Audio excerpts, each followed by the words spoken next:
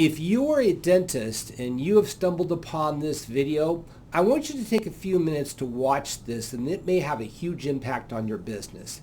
If you are not a dentist, but you know a dentist who is having some challenges in their clinic on generating more revenue, I want you to go ahead and forward this video on to them. I think it's going to be a powerful thing for them. So, here's the question that I have is where or should you be getting most of your revenue in your dental clinic? My name is Kevin Ware. I'm a licensed business coach. I am also the co-author of How to Create a Healthy Dental Business, Practice Profitability, Management, and Evaluation. Everything that I'm going to talk about today is referenced in this book. So if you're interested in purchasing this book, I'm going to put a link below the video here. Also, I have an offer at the end of this video that you might want to take advantage of, so stick around and watch this video until the end for my special offer. So, here's the question is, where should you be getting most of your revenue as a dental clinic owner? Some of dentists think, oh, geez, you know what, I've got a great lead generation machine. That's where I'm getting most of my revenue. No. Some dentists will say, hey, I've got a great front desk person, and boy, that person knows how to book a new client. No, not really. Some also might say, gee, you know what? I've got a good referral machine, and that's really helping me out there. No, not really. The number one way you should be getting most of your revenue is through your hygienist. That's right, your hygienist. A great hygienist has the ability to dramatically increase your revenue in your clinic if you're using them properly. So, first step is that so the very first thing is that I don't want you being your own hygienist. Dentists aren't really trained to be great hygienists, and in today's world, you shouldn't be doing hygiene yourself. But the problem is there are still a few dentists out there that do their own hygiene. I was listening to a radio talk show host a couple days ago, and he described a not too long ago event that created some dental phobia inside of him of a dentist who just really mangled his mouth during hygiene. And I thought to myself, listening to that, it's like, wow, there are still dentists out there trying to do their own hygiene. Now, the complaint I get from dentists is, you don't understand, it's anywhere from $50 to $65 an hour to hire a good hygienist because there's not enough coming out of the schools and there's a shortage of them. Yeah, that's true. But if you are trying to save money by doing your own hygiene, you're probably costing yourself even more money. And I'm going to get into more detail on that. So, number one, get a hygienist in the clinic.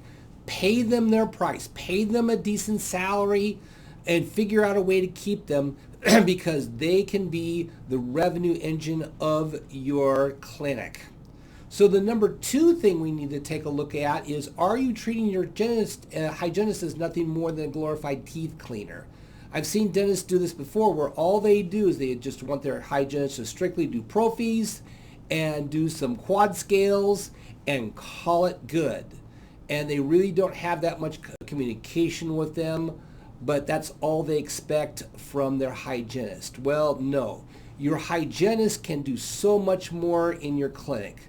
So the third thing we want to talk about here is, are you developing their clinical skills? Because we have expected hygiene schools to teach clinical skills to hygienists coming out of school. And unfortunately, we're not seeing a lot of that. A lot of hygiene schools are just strictly teaching techniques, and they're not teaching critical thinking.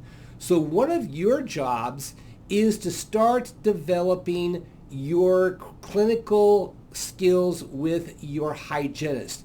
Get them to start looking at the patient in an overall clinical knowledge. What are things that they should be looking at? What are treatment options that they need to know about?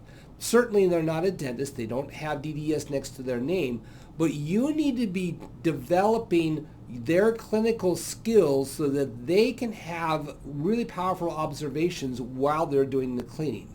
Now, number four, the most important thing we have to understand with hygienists is that when they are working with their patient, they have to use those clinical skills to start looking at different treatment options for the patient. Why is that important? Well, number one is that your hygienist is going to be naturally the patient friend. The patient sees that hygienist as their equal.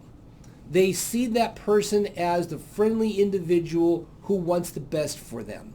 So now all of a sudden, if the hygienist is recommending a treatment, the patient is seeing that as my friend wants to help me, because too many times if it's only the doctor that's recommending treatment, the patient may have in the back of their mind, oh, this is the clinic owner. They just want more money out of my pocket. But when that hygienist that has excellent clinical skills is recommending treatment options, now the patient is bound to listen. That is also what I call the power of objectivity.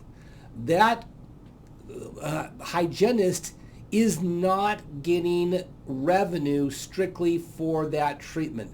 That patient knows intuitively that they are recommending that to that patient because they care for the patient and the patient outcome. Now, I'm not saying that you as a dentist don't care. Of course you do.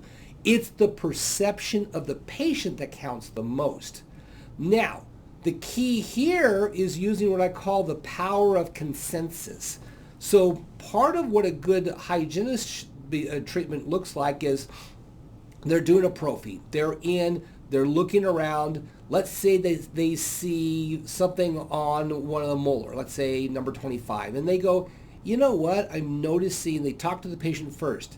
Hey, Debbie, I'm noticing that there's something going on your lower left, one of your lower left molars there, and I'm thinking that you might want to get that treated. So the dentist comes in.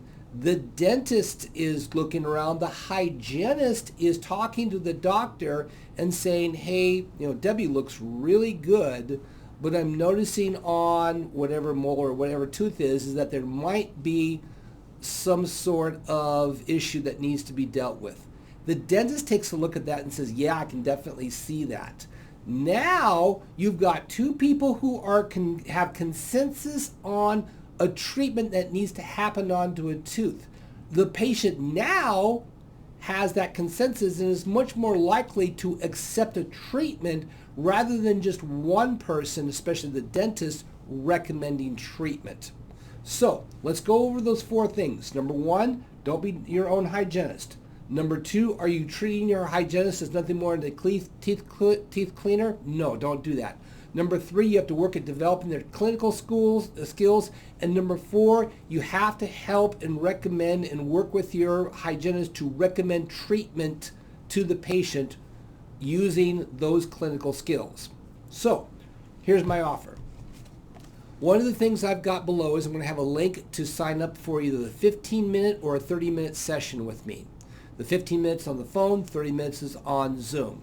If you sign up and we actually do meet and chat with each other, I will send you an autographed copy of How to Create a Healthy Dental Business for free, but it's only for the first 10 people. Once I've got 10 people that signs up for this, then nope, you have to go into Amazon and buy it.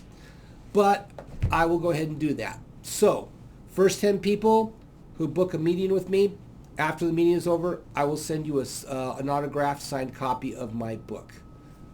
Go out there and make your dental clinic the best possible.